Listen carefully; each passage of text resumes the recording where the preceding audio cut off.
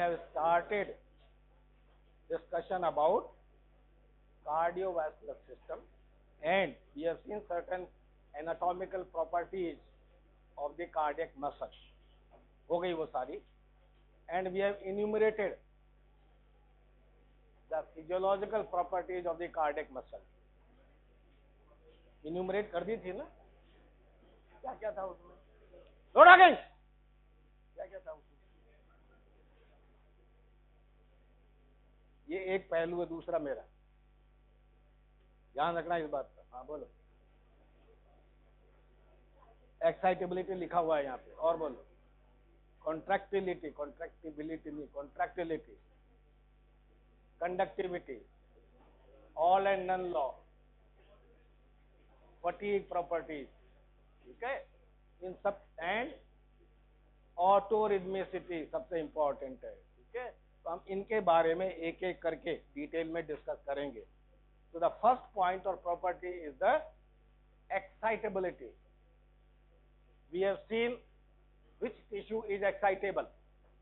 बताया था कौन सा टिश्यू एक्साइटेबल होगा. एक्साइटेबल का मतलब ये है कि जब हम उसको स्टिमुलेट करें तो एक प्रोपोगेटेड इलेक्ट्रिकल रेस्पॉन्स जनरेट हो उस सिस्टम से. That is the excitability property. तो ऐसे कौन से टिश्यूज या क्या खासियत होनी चाहिए उन टिश्यूज में जिनको हम एक्साइटेबल टिश्यू कहते हैं. स्केलेटल मसल है, नर्व है, स्मूथ मसल है, कार्डियक मसल है. इनके अलावा बॉडी में करोड़ों करोड़ों तरह के सेल है, मगर वो एक्साइटेबल नहीं है. ठीक है, although all cells of the body shows a resting membrane potential. That is because of the differential distribution of the ions across the cell membrane. ठीक है, so excitability as you have seen is the ease with which कितना आसानी से हम किसी tissue को stimulate कर सकते हैं, वो एक्साइटेबिलिटी को डिटरमिन करता है. Ease with which the tissue can be excited is the measure of the excitability. So what determines that property is the resting membrane potential. We have seen that any excitable tissue which has got an RMP of greater than minus 40 millivolts across its membrane are excitable tissues.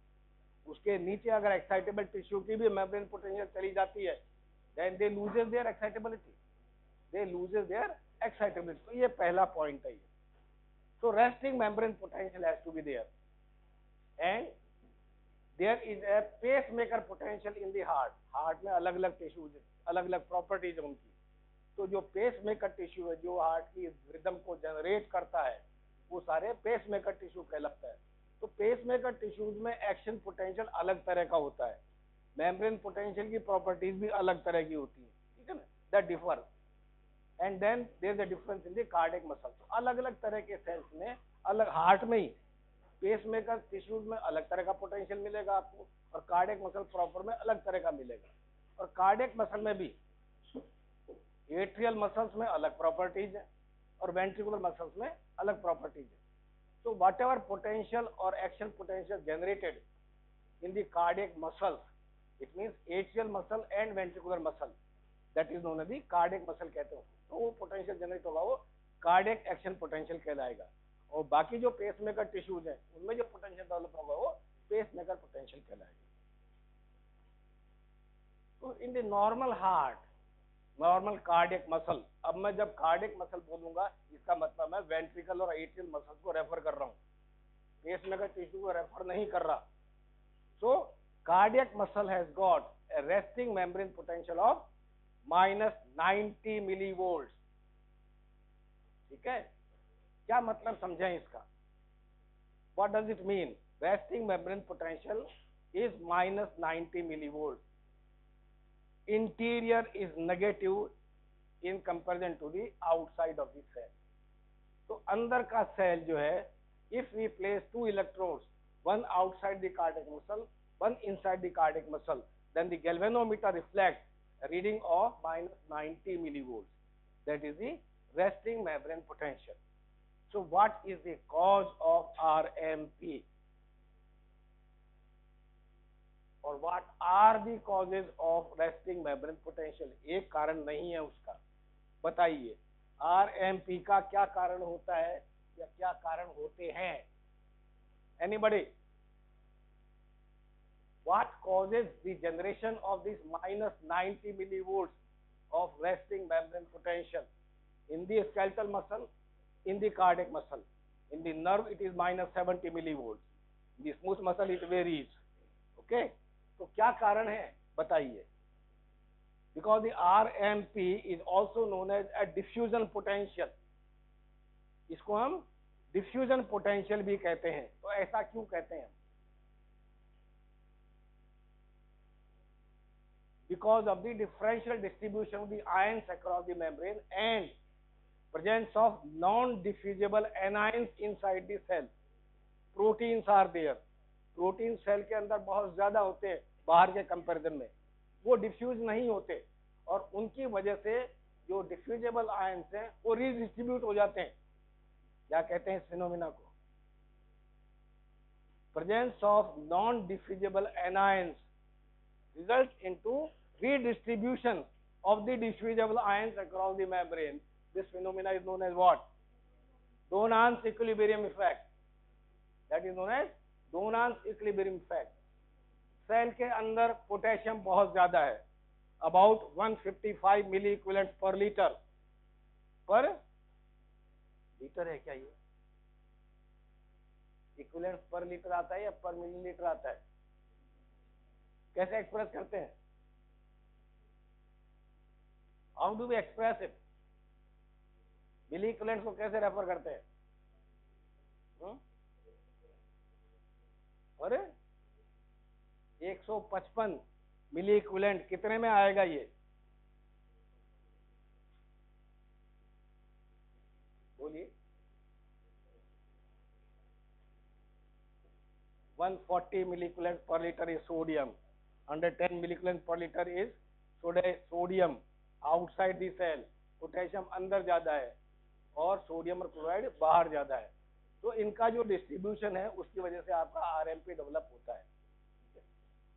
We call it diffusion potential because the major component of the resting membrane potential is because of the outward flux of the potassium ion. Potassium अंदर बहुत ज्यादा है, potassium बाहर बहुत कम है। बाहर कितना है?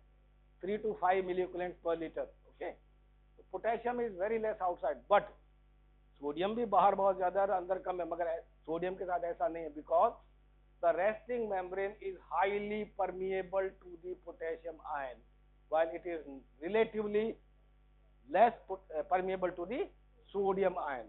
तो there is always a tendency of the potassium to move from inside to the outside of the cell, carrying net positive charge from interior to the outside. Okay, so what we say that if potassium is the only ion diffusing across the membrane, बाकी सबको एक तरफ सरका दें, सिर्फ potassium की बात करें, so if potassium is the only diffusible ion across the membrane, then because of this concentration gradient, the membrane potential will come to about minus 94 millivolts. अगर सिर्फ पोटेशियम ही डिफ्यूजेबल आयन को कंसीडर करें तो मेम्ब्रेन पोटेंशियल को कहां ले जाएगा? वो माइनस 94 मिलीवोल्ट के करीब ले जाएगा। ठीक है, because that is the equilibrium potential for the potassium ion. इसका क्या मतलब है? दैट दिस पोटेंशियल और negativity inside the cell will counter balance the concentration force for the potassium ion. जो कंसंट्रेशन ग्रेडियंट जो है उसको बराबर करने में कितना इलेक्ट्रिकल फोर्स चाहिए आपको? Minus 94 millivolt. इसलिए this potential gradient of minus 94 for potassium is known as a nurst potential for the potassium ion. ये nurst potential कहलाता है, या इसको कह सकते हैं equilibrium potential for the potassium ion. तो ये सवाल आ जाता है कई बार कि पोटेशियम का इक्विलिब्रियम पोटेंशियल कितना होता है? Minus 94 millivolt. अगर इसको यहाँ स्टेबलाइज कर दिया जाए तो सेल इनएक्साइटेबल हो जाएगा, बिल्कुल cell will not be excitable at all.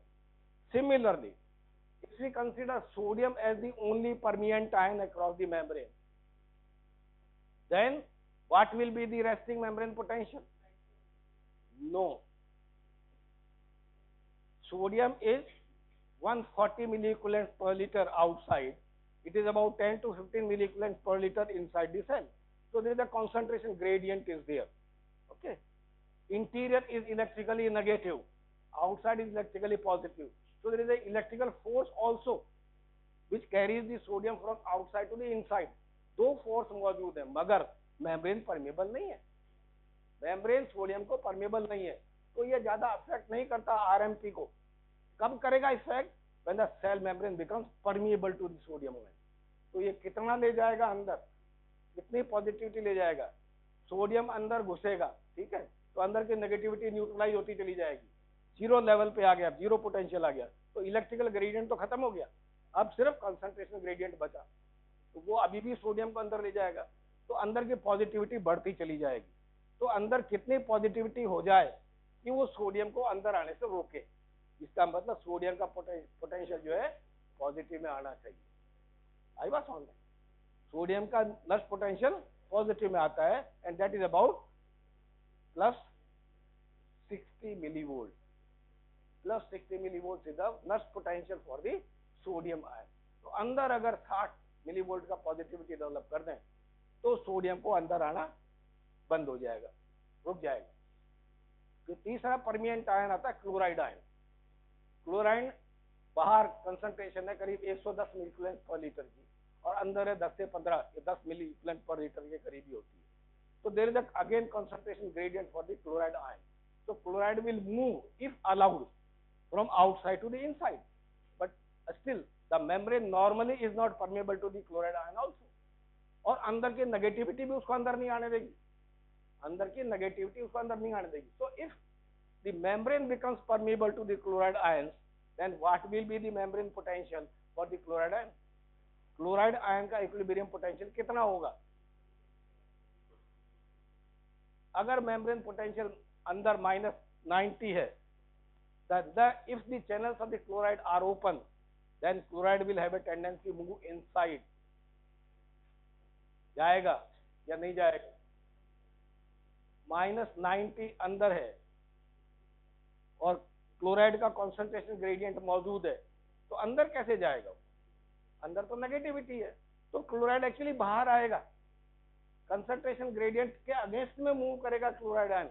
कब तक मूव करेगा? जब तक कि अंदर का वोल्टेज 70 पे नहीं पहुंच जाए, because equilibrium potential as per these concentration gradient is about 70 millivolt, और वो माइनस में आएगा, वो माइनस में आएगा।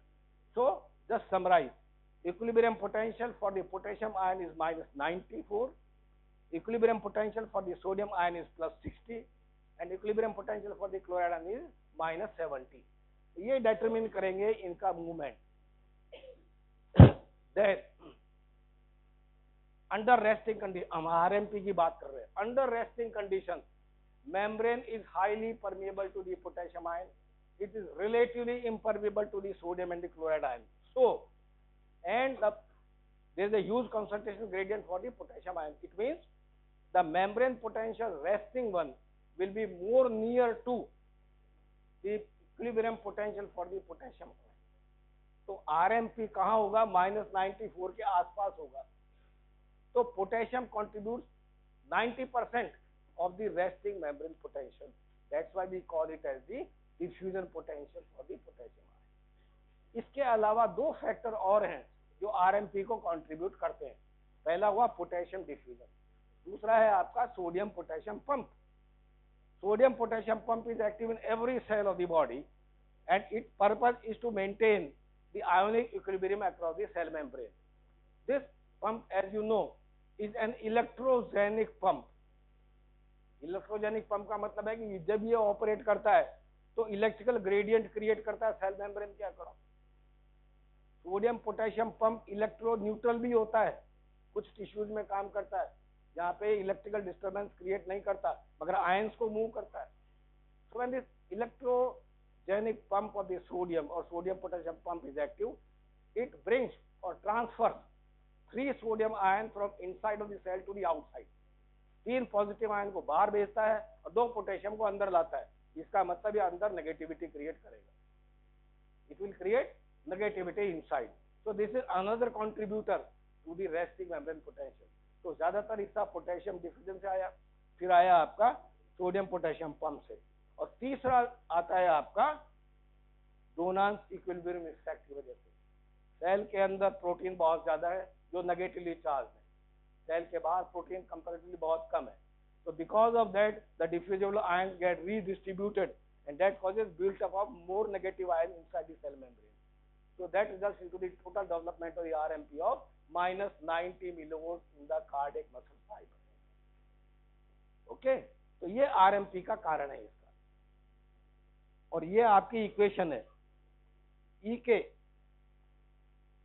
ये क्या निकाल के दे रहा है हमको? Equilibrium potential for the potassium ion. ये 60 कहां से आया फिगर? 60 लॉग कहां से आ गया? RT upon ZF। ये सबमिट करने के बाद में आता है। R is the gas constant, T is the absolute temperature, Z is the charge number, F is the Faraday constant। इन सबका आप डाल देंगे तो ये 60 की फिगर आ जाएगी। और इनके कंसंट्रेशन डालेंगे इनसाइड आउटसाइड पोटेशियम के बाद, we get is the equilibrium potential for the potassium ion. For the sodium it is +70 दे रखा है, चलिए कोई बात नहीं, और फ्लोराइड का -70। And this is the total this contribution of all the components, major components, sodium, potassium and the chloride. This is known as, this equation को क्या कहेंगे? What is this equation given the name? नहीं, Nernst equation तो ये रही। This is Nernst equation. Nernst equation defines the equilibrium potential for a particular ion. ठीक है, वो Nernst equation है, ये Nernst equation नहीं है, गोल्डमैन इक्वेशन कहते हैं इसे। ठीक है, और यहाँ परमिएबिलिटी की बजाय अगर कंडक्टेंस डाल दें तो that is known as the chord conductance equation. Permeability को हटा दें या जीके डाल दें, conductance of the potassium particular ions, तो जीके, जीएनए, जीसीएल अगर डाल देंगे तो वो कॉर्ड कंडक्टेंस इक्वेशन कहलाएगी। मतलब वही निकलता है कुल मिलाकर। तो this equation defines the value of the resting membrane potential and each factor contributing to it depending upon the permeability, depending upon the permeability. तो परमिएबिलिटी ही डिफाइन करेगी कि कौन सा आयन मेम्ब्रेन पोटेंशियल को अपने पास रखेगा या दूर ले जाएगा उसको। This is the membrane potential seen in the pacemaker cells of the cardiac tissue. Pacemaker cells कहाँ होंगे? ऐसे नोड में होते हैं मेन। जरूरत पड़े तो एवी नोड वाले भी ये काम कर सकते हैं, जरूरत पड़े तो परकंजी फाइबर्स भी ये काम कर सकते हैं, तीनों ही काम कर सकते हैं। डिपेंड करेगा कि कौन आगे भाग रहा है, धावक कौन है, जो ज्यादा जनरेट करता है वो आगे लीड ले जाएगा। नाउ दिस पोटेंशियल, सॉरी,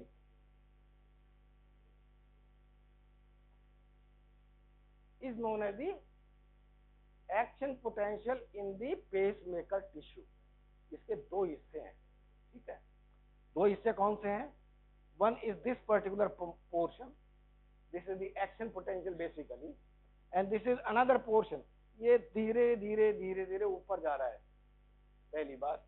दूसरा, the level is -60, it means in the pacemaker cells the level और value of RMP is about -60 और -65 मिलीवोल्ट।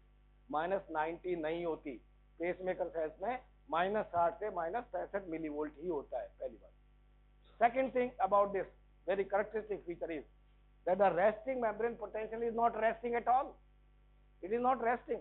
ये रेस्ट नहीं कर रहा, ये यहाँ से वापस डिके होना शुरू हो गया। This is start decaying toward the positive side, negativity कम होती चली जा रही है। And when it reaches to a certain level which we call as the threshold level पहुंच गया, a propagated action potential get generated. So this part is known as the pre-potential. इसको कहते हैं pre-potential या pacemaker potential कह सकते हैं इसको। And this is the generation of the action potential. ठीक है? And because this action potential is slowly rising and slowly decreasing, उतना जैसा आपने स्केलेटल मसल में देखोगे फास्ट रेस्पॉन्स जाता है और इमीडिएटली नीचे भी आ जाता है। ये बिल्कुल अलग फिगर है, उसकी शेप ही अलग है इसकी। तो because of it slow rise and slow fall, this is known as slow response action potential, this known as slow response action potential in difference to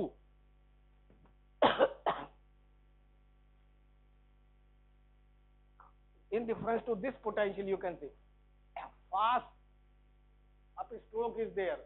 So this type of the action potential which is seen in the cardiac muscle fiber proper is known as the fast response type of the action potential. तो इनका कारण क्या है? The slow action potential और slow response action potential, उसके कई diagram आएंगे, एक ही चीज को अलग अलग तरह से दिखाया है. The ionic basis of this electrical phenomena is given downward. यहां से शुरू करते हैं. ये देखिए यहां से PNAF लिखा हुआ है. PNAF, P मतलब permeability of the sodium ion starts increasing gradually. F का क्या मतलब है? What is F refers to? आप सोच भी नहीं सकते F का क्या मतलब निकलेगा. बता सकता है कोई? F refers to the funny, they are funny channels. ये कहीं नहीं मिलती बॉडी में इसके अलावा. Why funny? Because they are leaking continuously. So they are leaky sodium channels basically. Sodium की चैनल्स हैं, लीक करती रहती हैं. इसका मतलब there is a gradual influx of the sodium ion from outside to inside. Okay, because of the concentration gradient, and also negativity is attracting those ions. तो ये funny channels are found only in the SA nodal fiber. Pacemaker cells कहते हैं अपन को, तो वहां ये मिलेगी आपको. So because of gradually leaking sodium ion inside, with a gradual decay of the membrane potential from more negative side to a certain level about -45. तो -65 से -45 पे आ गया. इसका मतलब पॉजिटिविटी की तरफ चले गए. This level of membrane potential is known as the threshold level for generation of the propagated action potential. तो ये हिस्सा कहलाता है प्री पोटेंशियल या pacemaker potential, and this is the action potential. Slow upstroke and slow downstroke. The cause of this, आप देखें इस दौरान जो है कैल्शियम का इन्फ्लक्स नहीं बढ़ा. In the latter half of the pre potential, ये फर्स्ट हाफ में सिर्फ सोडियम चैनल ही एक्टिव है, funny sodium channel, slow influx is there, and in the later half of the pre-potential calcium influx also starts rising. Calcium भी अंदर जाना शुरू हो गया, मगर ये कैल्शियम की कौन सी चैनल्स है? यहाँ T लिखा हुआ है, ट्रांजिएंट कैल्शियम चैनल. यार ट्रांजिएंट कैल्शियम चैनल थोड़े समय के लिए खुलती हैं और फिर बंद हो जाती है. So second part of the pre-potential is contributed by influx of the calcium via the transient calcium channels. Now these two ion movements results into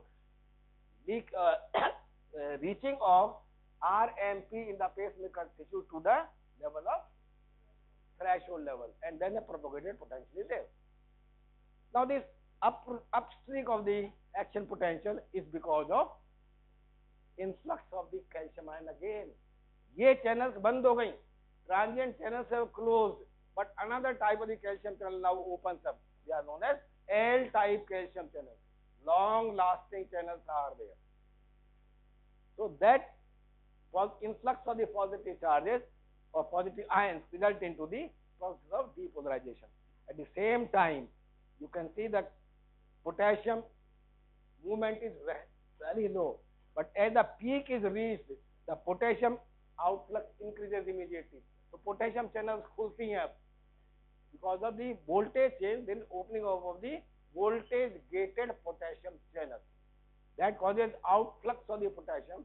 Positive charges are moving now from inside to outside, causing the negativity to develop again, and the membrane potential restored back to the RMP level, which never stays there because it again starts decaying because of the activity of the funny sodium channel और leaky sodium channel. ये आपका pace maker potential है और उसकी ionic basis है. ये उसी का अलग अलग डायग्राम दिखा रहा है, time frame is same thing, same thing. Now comes the cardiac action potential proper. Now this cardiac action potential proper has got 5 phases. ये पढ़ा दिया क्या तुमको? नहीं पढ़ा है ना, रिपीटेशन तो नहीं है ना. So this has got 5 phases. phase 0 is there, sorry, the level of RMP now is minus 90 millivolt. ये 90 के करीब आ गया यहाँ पे, अब minus 65 नहीं रहा ये, ठीक है. So this is level of RMP. Then this is the upstroke, ये depolarization phase है. This is phase 0. This upstroke is known as the phase 0 of the cardiac action potential. कारण क्या है हम देखेंगे अभी. Then this is a slight downstroke is there. ये अलग थोड़ा डायग्राम अलग तरह से बना हुआ है, थोड़ा सा शार्प होना चाहिए इसको, ये थोड़ा नीचे गिरता है. That is phase 1, initial rapid repolarization. This is the phase of depolarization. Okay, action potential बढ़ रहा है, नेगेटिविटी कम हो रही है, पॉजिटिविटी की तरफ जा रहे हैं अपन. Then at the peak repolarization start. First phase थोड़ा सा डाउनफॉल आता है, इमीडिएटली शार्प आता है वो. तो first rapid phase of depolarization is there. Then after this what you have observed that there is a little change in the voltage across the membrane. There is a plateau, समतल सी जगह आ गई है जिसको हम प्लेट्यू कहते हैं. So this is the phase 2, phase 0, phase 1 and phase 2 of the cardiac action potential. And then after it reaches to a certain level of the membrane potential, potassium channels खुलती हैं, अभी बात करेंगे. And then there is a phase of rapid repolarization. So ये phase 0, phase 1, phase 2 and phase 3, and then it returns back to the resting RMP level and it stays there. ये decay नहीं होता, it stays there. So that is known as phase 4. तो कुल मिला के 5 phase हो गए, phase 0, phase 1, phase 2, phase 3 and phase 4. Phase 3 is the phase of rapid repolarization. So what is the ionic basis of this action potential? तो RMP का तो कारण वही है जो मैंने बताया है, रेस्टिंग मेम्ब्रेन का. अब जो फेज 0 आ रहा है, that is because of sudden opening up of the sodium channels. Sodium channels खुलती हैं, fast sodium channels opens up. They open for a very short duration. तो सोडियम अंदर जाता है. You know already why sodium moves inside, because of both electrical gradient is there and concentration gradient is there. दोनों की वजह से sodium अंदर जाता है. And it carries the membrane potential to about plus 30 millivolt. Plus 30 तक ले गया ये, minus 90 से plus 30, 120 मिलीवोल्ट का चेंज आ गया. सवाल ये है कि सोडियम चैनल्स खुली हुई हैं पूरी, इलेक्ट्रिकल ग्रेडियंट भी मौजूद है जो कि डेसिपेट होता रहता है, और कंसंट्रेशन ग्रेडियंट जो कभी डेसिपेट नहीं होता, वो उतना का उतना मेंटेन रहता है. तो इतने आयन मूवमेंट कभी नहीं होते कि सोडियम की कंसंट्रेशन को 10 से 12 कर दें या 15 कर दें, इतना मूवमेंट नहीं होता, मगर पोटेंशियल चेंज आता है उसका. And the sodium equilibrium potential is plus 70 millivolts. The question arises, when the sodium channels are open, why the membrane has not reached to the equilibrium potential for the sodium ion? ये plus 70 तक क्यों नहीं पहुंचा? ये plus 70 तक क्यों नहीं पहुंचा जबकि चैनल खुली हुई थी? क्यों ऐसा क्यों हुआ? अरे यार डायग्राम में देखो ना बच्चे, ये आपको ग्रीन से क्या दिखा रखा है?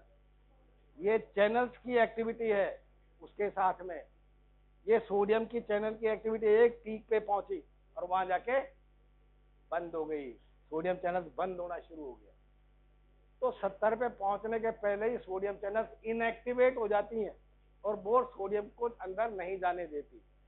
चैनल्स कैसे हो गया ऐसा कैसे हो गया, इसकी अब हम कारण देखेंगे. ठीक है, तो sodium movement stops and that causes the और limits the upstroke of the cardiac action potential. So it reaches only up to the plus 30 और plus 10, 15 जितना भी जाता है उससे ज्यादा नहीं जाता, 70 तक नहीं जाता. After this at the sodium channels are closed, potassium channels start opening.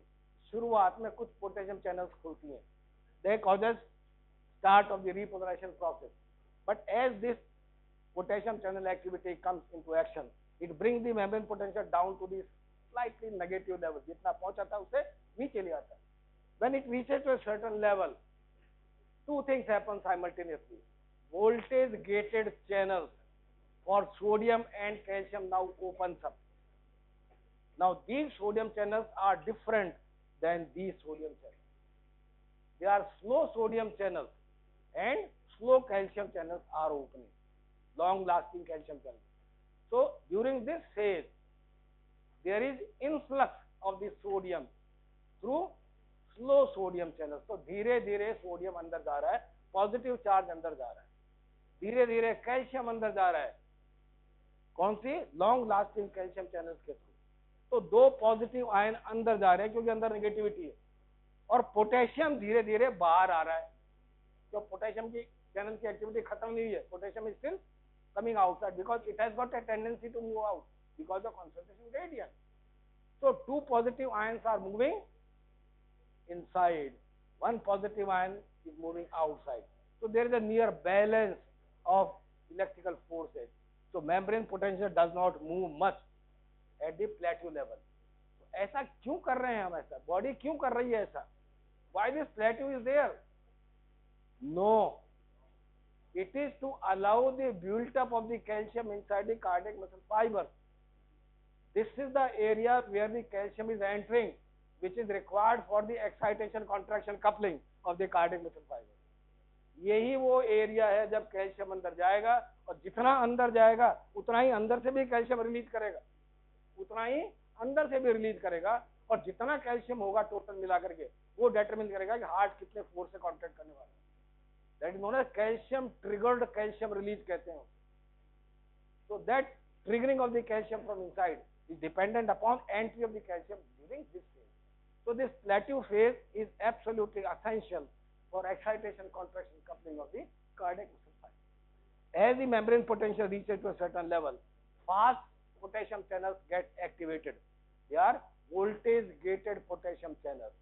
They causes fast efflux of the potassium, movement of the positive charge from inside to the outside, and then the rapid repolarization of the cardiac muscle fiber. So that is the phase 3. तो ये ionic basis है आपका cardiac action potential का. अब सवाल है कि ये इसके ऊपर क्यों नहीं गया, उसकी बात करते हैं. तो देखें डायग्राम में आता है ये वाला सोडियम चैनल. हमने कहा था बंद हो गई. बंद कैसे हो गई? जब ये दरवाजा आजकल ऐसे लगने लग गए. पहले जो दरवाजे थे, एक मेन दरवाजा होता था, बाद में जाली का दरवाजा भी होता था. जाली का दरवाजा लगाते हैं अपने घर पे, एक मेन दरवाजा होता है और जाली का दरवाजा होता है. दोनों में से एक भी बंद होगा तो कोई आ जा नहीं सकता. सोडियम चैनल्स पे भी दो दरवाजे लगे हुए हैं, एक है एम गेट और एक है H gate. M gate are activation gate, H gate are inactivation gate. एक एक्टिवेशन का गेट है और एक इनएक्टिवेशन का गेट है. अगर इन दोनों में से कोई भी बंद है तो आयन मूव नहीं कर सकता. तो at the level of R M P देखिए क्या हो रहा है. आर एम पी ये -90, एम गेट आर क्लोज, बंद कर रखा है इसने. एच गेट्स आर ओपन, ये साइड में खिसका हुआ है. एच गेट्स ओपन है मगर आ जा नहीं सकता कुछ भी, क्योंकि बंद तो है ही दरवाजा. जो जो मेम्ब्रेन पोटेंशियल में बदलाव आता है, देखिए एम गेट्स खुल गए तो जो जो मेम्ब्रेन सोडियम अंदर धीरे जाना शुरू होता है तो एक विस्फोटक फिनोमेना कहते हैं, है ना, self regenerative phenomena there. 10 sodium अंदर गए, बाद में 100 को ले जाएगा अंदर, 1000 को ले जाएगा, 10,000 को ले जाएगा. There is an exponential rise in the sodium influx that is because of the rapid opening of the M gate. M gate खुलते चले जा रहे हैं तो सोडियम अंदर बढ़ता चला जा रहा है. मगर जब हम पीक पे पहुंचते हैं तो ये इस समय तो दोनों खुले हुए हैं. H gate start closing now. तो पीक पे जब हम पहुंचना शुरू हुए उसके पहले ही H गेट खिसकना शुरू हो जाते हैं, धीरे धीरे बंद होने. M गेट खुलते हैं फास्ट, इसलिए चेंज जल्दी से आता है, और एच गेट धीरे धीरे बंद होते हैं. तो जब तक मेम्ब्रेन पोटेंशियल -10 या +10 या +20 पे पहुंचता है तब तक ये एच गेट खिसक करके इसको पूरा बंद कर देते हैं. तो सोडियम अब अंदर नहीं जा सकता. So it is because of the two gate guarding the sodium channels which determines the opening and closing and movement of the sodium ion across the cell membrane. तो ये कुल मिला के आयनिक बेसिस है.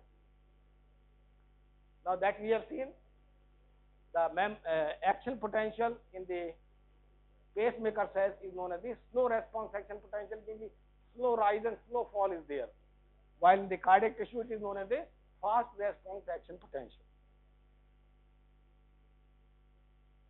ठीक है, अब हम आगे इसका एक्साइटेबिलिटी आगे दूसरी तरह से बात करेंगे।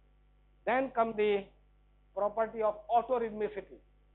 Okay, autorhythmicity is a phenomena found in the many cardiac tissue cells, but because the SA node is capable of generating the action potential at the fastest rate, so we call it as the pacemaker of the heart. Okay, and the same pacemaker cells are also found in the AV node and in the Purkinje fibers and in the ventricular muscle also. They will become pacemaker if the SA node fails to do so. तो ऐसी condition create हो जाएंगी बाकी cardiac tissue में, अगर ये act नहीं करता है तो आपका ऑटोमेटिकली वो जनरेट करना शुरू कर देंगे। ऐसा कैसे होगा? What is required for the autorhythmicity is the activity of the funny sodium channel. वो अगर एक्टिवेट हो जाती हैं तो आपके पेसमेकर टिश्यू एक्टिवेट होना शुरू हो जाएगा। इसका मतलब what can result into that? Ischemia, decreased blood supply in any part of the heart can make it excitable so that it starts generating abnormal action potential. Heart में arrhythmia की condition बहुत है, बहुत पेशेंट्स होते हैं arrhythmia के, ऐसे node के अलावा और उसके साथ कोई और टिश्यू भी जनरेट करना शुरू कर देता है रिदम को। ठीक है, एक्टोपिक फोकस कहते हैं इसको। That is because of the ischemia.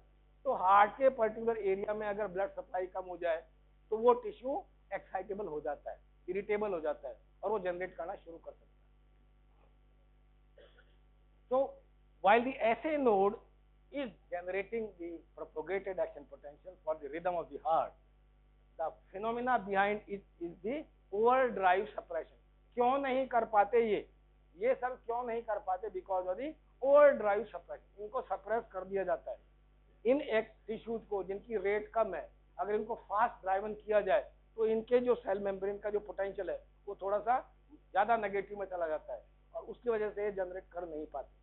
ठीक है, तो because of the phenomena of overdrive suppression, these areas of the heart are normally not able to generate the action potential for the patient. Now this rate of autorhythmicity, ये autorhythmicity हुई क्यों, उसका कारण हम देख चुके हैं ऑलरेडी। क्यों हुई है? What is the cause of autorhythmicity? Activity of the funny sodium channels. Slow leaky channels है, वो अपने आप धीरे धीरे थ्रेशोल्ड पे पहुंचती है और एक प्रोपोगेटेड एक्शन पोटेंशियल जनरेट हो जाता है। So that is the cause.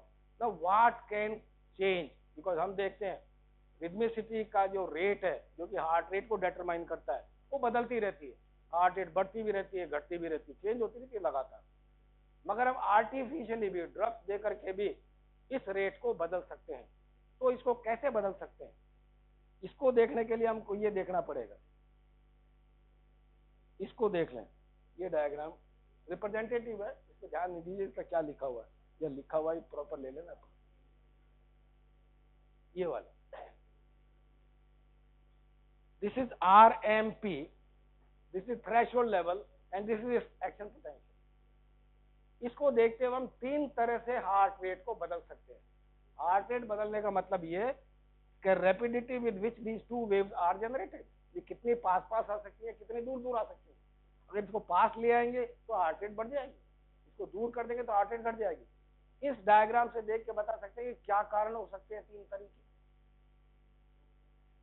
Exactly पहला है स्लोप को चेंज कर दें। अगर इस स्लोप को ज्यादा कर दिया जाए, स्टीप कर दिया जाए, तो ये इस लेवल से थ्रेशोल्ड तक जल्दी पहुंचेगा। So one way of is to change the slope of the prepotential. That is one mechanism. Second one, change the level of the RMP. इसको 60 से 55 पे कर दीजिए तो यहाँ से जल्दी पहुंचेगा, अगर स्लोप ना चेंज करें तो भी। That is another way of changing the heart rate. And third is threshold को डिक्रीज कर दें आप, एक्साइटेबिलिटी बढ़ जाएगी। तो थ्रेशोल्ड को अगर नीचे ले आएंगे तो जल्दी पहुंच जाएगा। So these are the three ways by which we can change the rate of autorhythmicity. और ये यहाँ दे रखा था ना, पढ़ लिया। Now come to the refractory period. That is very very important in the heart. तो बहुत सारे एरिथमिया जिन पेशेंट्स को होते हैं उसका कारण इसके पीछे ही होता है। रिफ्रैक्टरीनेस का क्या मतलब है? What is meaning of refractoriness? Most of you during this class session also are refractory to what I am telling you. मतलब समझे क्या? हाँ, नॉट रेस्पॉन्सिंग. आपने कान के रेटिकुलर फॉर्मेशन होता है ब्रेन के अंदर, एक जगह है रेटिकुलर फॉर्मेशन, वो फिल्टर का काम करता है. वो डिटरमिन करता है कि जो आपकी इंफॉर्मेशन ऑडियो विजुअल सिस्टम से जा रही है वो थैलेमस तक पहुंचेगी कि नहीं पहुंचेगी, और थैलेमस के बाद में ऊपर कॉर्टेक्स तक पहुंचेगी कि नहीं पहुंचेगी, वो डिटरमिन करती है. So reticular formation acts as a filter for the sensory information in the brain stem. तो वो यहाँ कैसे काम करेगा? If the heart is not responding to second stimulus, it means it is refractory to the stimulation. That refractoriness or non-responsiveness is determined by the duration or shape of the action potential, or rather we can say depend upon the activity of the channels, ionic channels per dependent. From the beginning, this is the beginning of the action potential and this is the end of the action potential. This whole period is known as a refractory period. Normally इस duration में अगर कोई दूसरा stimulus generate होता है heart के अंदर या बाहर से देते हैं तो दूसरा एक्शन पोटेंशियल जनरेट नहीं किया जा सकता. Another action potential cannot be generated again because of the refractoriness of the cardiac tissue. क्योंकि चैनल्स की अभी वो स्थिति नहीं है कि उनको दोबारा खोला जा सके. But if a more stronger stimulation is applied from outside, जैसे हम करते हैं, एक्सपेरिमेंट कर सकते हैं फ्रॉग में, रैबिट में, डॉग में, तो ज्यादा स्ट्रॉन्ग इलेक्ट्रिकल स्टिमुलेशन दें तो वो अनदर एक्शन पोटेंशियल जनरेट कर सकता है. मगर कब? जब आप उसको रिलेटिव रिफ्रैक्टरी पीरियड में देंगे. तो वो कब स्टार्ट होता है? तो from beginning of the action potential to the middle of the phase 3. ये फेज 0 है, ये फेज 1 है, ये फेज 2 है और ये फेज 3 है. इस फेज 3 का यहां से लाइन खींचे यहां तक, तो ये जो आ रहा है पीरियड, ये आपका absolute refractory period. Sodium channel या एम गेट अभी खुला नहीं है पूरा, तो आने ही नहीं देगा सोडियम आयन. फेज 3 के लास्ट पार्ट में एम गेट खुलना शुरू होता है और वो सोडियम को अलाउ करता रहेगा. तो थोड़ा ज्यादा स्टिमुलस देंगे तो हम चैनल के दरवाजे को खोल सकते हैं जबरदस्ती करके, और एक एक्शन पोटेंशियल डेवलप हो जाएगा. मगर उसकी जो स्ट्रेंथ होगी वो कम होगी, उसका मैग्नीट्यूड होगा वो उतना नहीं आ सकता, वो कम आएगा. So this period is known as the absolute refractory period, and from this place to the rest place is known as the relative refractory period, and the total is total refractory period. How it is different from the other tissues? Nerve में 4 millisecond का होता है total, उसमें 1 millisecond ही absolute होता है, बाकी सारा relative होता है. ऐसे ही स्केलेटल मसल में होता है, मगर हार्ट में 300 millisecond is the refractory period, longest refractory period, and this means that during this 300 millisecond if another stimulus comes, heart will not be getting stimulated. It means heart को आप लगातार contract नहीं कर सकते, हार्ट मसल को टेटनाइज नहीं किया जा सकता. Because of long refractory period cardiac muscle can not be tetanize, it has to come to the normal level and then another stimulus will be there. So that is the refractoriness of the tissue and depends upon the activity of the channels basically.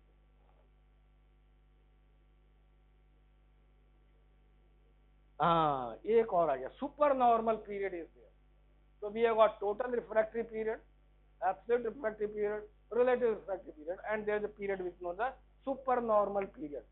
Now this last phase of the 3-1, this one, यहाँ जब आता है membrane potential,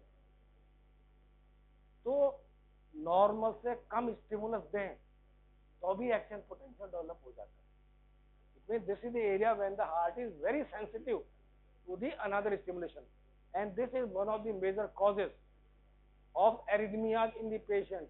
इस area में अगर कोई ऐसा topic हो गया, डेवलप हो गया, तो वो टेक ओवर कर लेगा और हार्ट में एरिथमिया क्रिएट कर सकता है.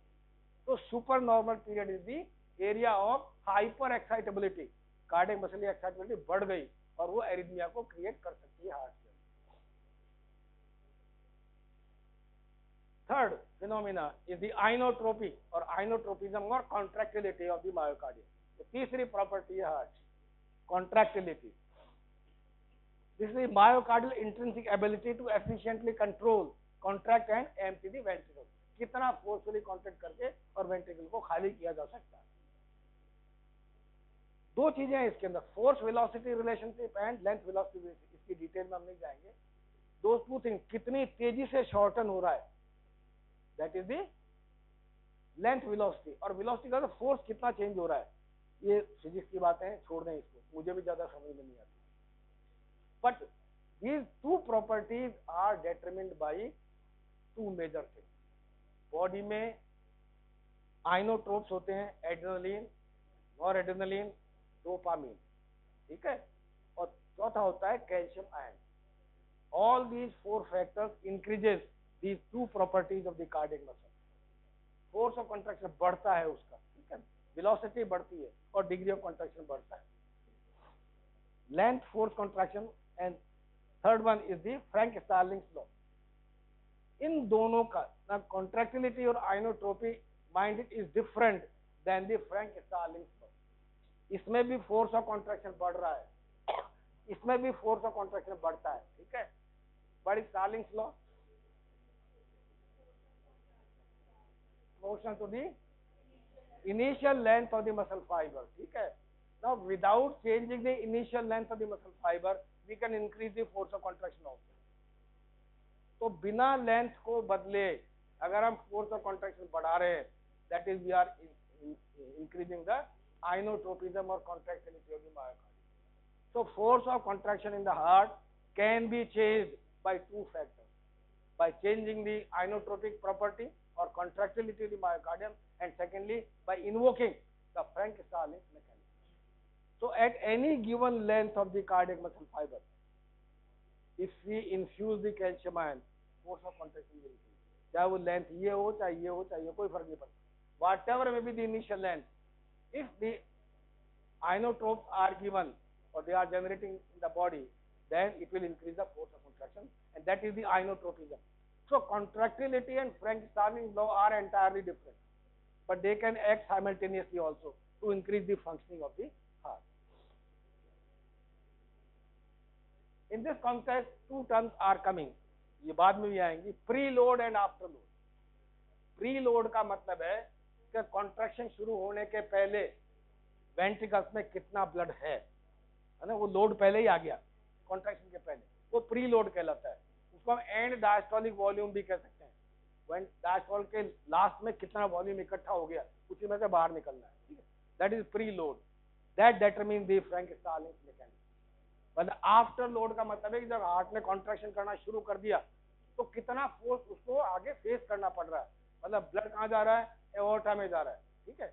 एओर्टा का प्रेशर जो है वो डिटरमाइन करेगा कि कितना ब्लड बाहर निकलने वाला है. That is after load. Contraction के बाद में कितना फोर्स उसको फेस करना पड़ रहा है.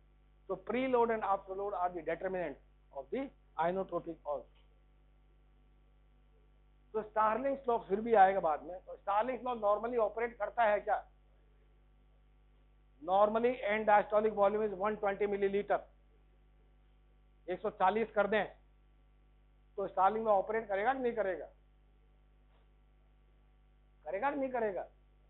120 था 140 कर दिया, मतलब ज्यादा डायलेट हो गया तो स्ट्रेच होगी मसल, स्ट्रेच लेंथ बढ़ गई, तो करेगा कि नहीं करेगा? नॉर्मली ऐसा होता है क्या? ऐसा नहीं होने दिया जाता, ऐसा कभी नहीं होता. यूजुअली नॉर्मल पर्सन के अंदर क्या 120 से 140 पहुंच जाए नॉर्मल हार्ट का, होने ही नहीं देते, हार्ट रेट बढ़ जाती है उसके पहले. तो कब होगा ये? स्टार्लिंग्स लॉ कब ऑपरेट करता? नॉर्मली ऑपरेट नहीं करता. It operate in dilated heart. Heart dilate हो गया, डिजीज है, तो उसकी लेंथ बढ़ गई, तो अब वो फंक्शन को बराबर करने के लिए, इजेक्टेड वॉल्यूम को बढ़ाने के लिए वो ज्यादा फोर्सफुली कॉन्ट्रैक्ट करता है. तो इन दी dilated heart, denervated heart, heart में नर्व ही नहीं बची है, कट गई, डैमेज हो गई है इस वजह से, तो आपकी जो रिफ्लेक्सेस आ रही थी जो स्ट्रेच होने से रोक रही थी वो अब नहीं आ रही है, तो आपका स्टार्लिंग तो ऑपरेट करेगा. और ट्रांसप्लांटेड हार्ट जो बाहर से आ रहा है उसमें नर्व सप्लाई है ही नहीं, ठीक है ना, तो वहां पे स्टार्लिंग लॉ ऑपरेट करेगा. नॉर्मली स्टार्लिंग लॉ क्या काम आता है? कहते हैं it maintain the input outer relationship. जितना ब्लड आ रहा है उतना ही हार्ट बाहर निकाल देता है। That is the permissible limit of the cardiac function और द वेंट्रिकुलर फंक्शन। बहुत है मेरे ख्याल से आज के लिए।